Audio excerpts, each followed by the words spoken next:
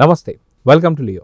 మనతో ఉన్నారు senior journalist Hemasundar గారు. సార్ నమస్తే. నమస్తే అండి సార్, బెట్టింగ్ యాప్స్పై ఇప్పుడైతే యూట్యూబర్స్, ఇన్ఫ్లుయెన్సర్స్, వాళ్ళతో పాటు చిన్న చిత్క సినీ నటులతో పాటు పెద్ద పెద్ద స్టార్స్ కూడా, అంటే రానా గారు కావచ్చు, అదేవిధంగా మనం చూసుకుంటే ప్రకాష్ రాజ్ కావచ్చు, మంచు లక్ష్మీ గారు కావచ్చు, అదేవిధంగా మనం చూసుకుంటే విజయ్ దేవరకొండ.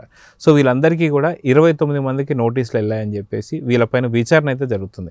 సో సినీ ఇండస్ట్రీకి గతంలో మనం చూసుకుంటే అటు డ్రగ్స్తో పాటు ఇటు బెట్టింగ్స్ ఎలా చూడాలంటారు? అసలు ముందు బెట్టింగ్ యాప్స్ నిషేధించవచ్చు కదా.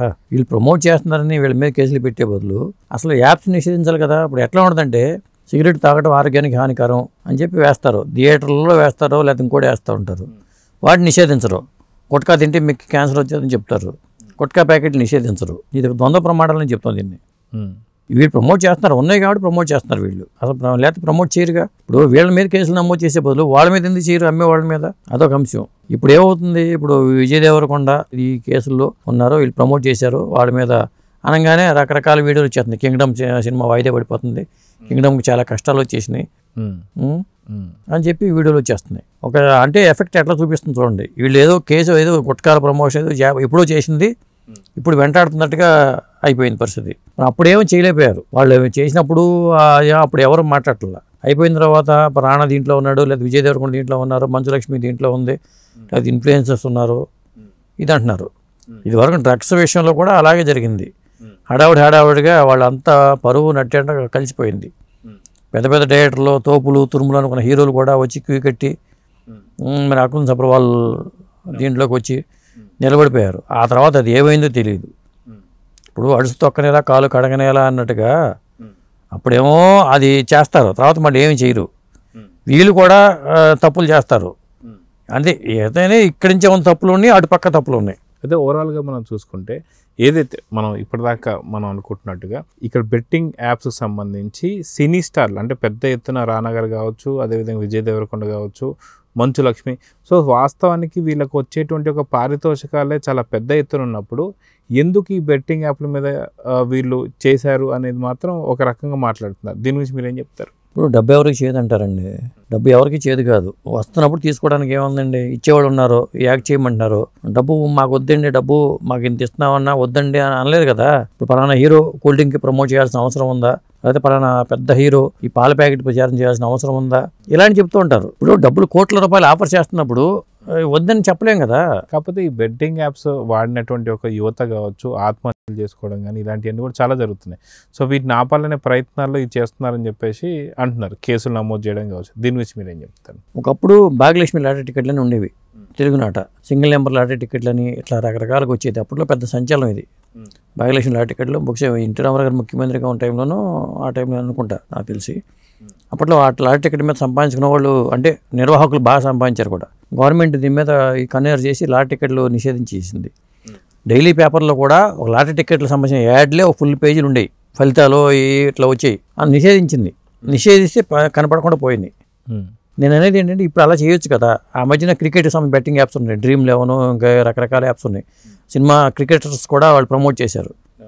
ఇక్కడ తెలుగునాట అది నిషేధించేశారు. నిషేధించినప్పుడు ఇక్కడ ఎవరో దాని జోలికి కూడా వెళ్ళాలా, చాలామంది కూడా వెళ్ళాలా. మరి అట్లా చేయొచ్చు కదా పోనీ కనీసం. ఇప్పుడు బెట్టింగ్ యాప్స్ విషయంలో వీళ్ళు చేయరుగా. ఇప్పుడు ఎక్కడైతే జనం వాటి మీద ఉంటున్నారో ఆ జనానికి సంబంధించిన ఏరియాలో ఉన్న వాళ్ళని హీరోలనే పెట్టుకుంటున్నారు కదా. వాళ్ళు ఇక్కడ నిషేధించారనుకోండి, అప్పుడు నార్త్ వాళ్ళనో లేకపోతే తమిళ వాళ్ళనో పెట్టుకుంటారు ఉన్న చోట. అది చేయరు కదా, అది చేయట్లేదు. అది నేను అనేది. సో ఓవరాల్గా ఈ కేసు గతంలో కూడా మనం చూసాం, డ్రగ్స్కి సంబంధించి అకున్ సబర్వాల్ ఇలాంటి అధికారులు ఎవరైతే ఉన్నారో కొరడా జొరిపించాడు. అప్పట్లో ప్రతిరోజు కూడా మీడియాలో వీళ్ళందరి ఫోటోలు కావచ్చు, వీళ్ళపైన విచారణలు కావచ్చు మనం చూసాం. కానీ ఇప్పుడు ఆ కేసు ఎట్టుపోయిందో తెలియదు. సో అలాంటి కోలోకే ఇప్పుడు ఈ కేసు రాబోతుందా, లేదంటే ఖచ్చితంగా గట్టి విచారణ జరగబోతుందా అంటే ఏం చెప్తారు? నేను అనుకోవడం ఏంటంటే డ్రగ్స్ కేసుతో పోలిస్తే ఇది చాలా చిన్నది. ఇది బెట్టింగ్ యాప్స్ అనేది ఒక విధంగా డ్రగ్స్తో పోల్చుకుంటే ఇది చాలా చిన్నదని చెప్పాల్సి వస్తుంది. ఎందుకంటే అది ఇంకా అది అరికట్టలేదు కదా, డ్రగ్స్ని అరికట్ల కనీసం. ఇప్పటికీ డ్రగ్స్ పార్టీలు జరుగుతున్నాయి. అవును అవును. ఇప్పుడు బెట్టింగ్ యాప్స్ అంటే మన ఇష్టాలను బట్టి ఆధారపడి ఉంటుంది. ఫైనాన్షియల్గా నాశ అవుతాం. డ్రగ్స్ వల్ల హెల్త్ అయిపోతుంది కదా, మనిషి ప్రాణాలకి ముప్పు కదా. అది ఏది పెద్దదని చెప్పడం కాదు, కానీ ఏదేమైనా ఈ బెట్టింగ్ యాప్స్ మీద హీరోలు దీన్ని రకరకాల దుష్ప్రచారాలు జరిగిపోయి సినిమాలు ఆగిపోయే పరిస్థితి, లేదా సినిమాల మీద చేయటం కరెక్ట్ కాదనిపిస్తుంది నాకు. వీళ్ళు నటుడు అనేవాడు వాళ్ళు ఇచ్చినప్పుడు చేస్తారు. ఇప్పుడు నేను దేవుడిని నమ్మను, నేను దేవుడి సినిమాలు నటించను అనడం కుదరదు కదా. ఇప్పుడు దేవుడిని నమ్మ నాగేశ్వరరావు గారు కూడా భక్త తుకారాం చేశారు, అలాంటి చక్రధారి ఇలాంటి సినిమాలు చేశారు. అది నటుడికి ఏంటంటే తప్పదు అది. అలాంటి పరిస్థితి అప్పుడు వచ్చింది, కొంతమంది చేస్తారు. కానీ ఇక్కడ ఏమవుతుంది, డబ్బులు వస్తున్నాయి, నటులకి ఏమో డబ్బులు వస్తున్నప్పుడు యాక్ట్ చేయడానికి ఏముంది, చేస్తారు.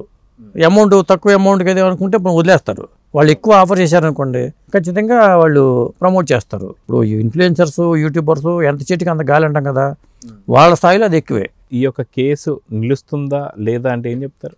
ఈ హడావడి తప్పితే ఇవన్నీ అప్పుడు అకున్ సబర్వాల్ అన్నప్పుడు ఏం జరిగిందో అదే జరుగుతుందండి. లేదా ఈ పెద్ద తరహాలు ఉన్నారు కాబట్టి పెద్ద తరహాల పరంగా కాస్త గట్టిగా వీళ్ళు అడుగునే పొలిటికల్గా ఒత్తిడి తెచ్చి దీన్ని ఆపేసే ఇది అవకాశం అయితే ఉంది. ఇది పోలీసులు హడావడి చేస్తారు, కేసులు అంటారు, అవన్నీ ఉంటాయి.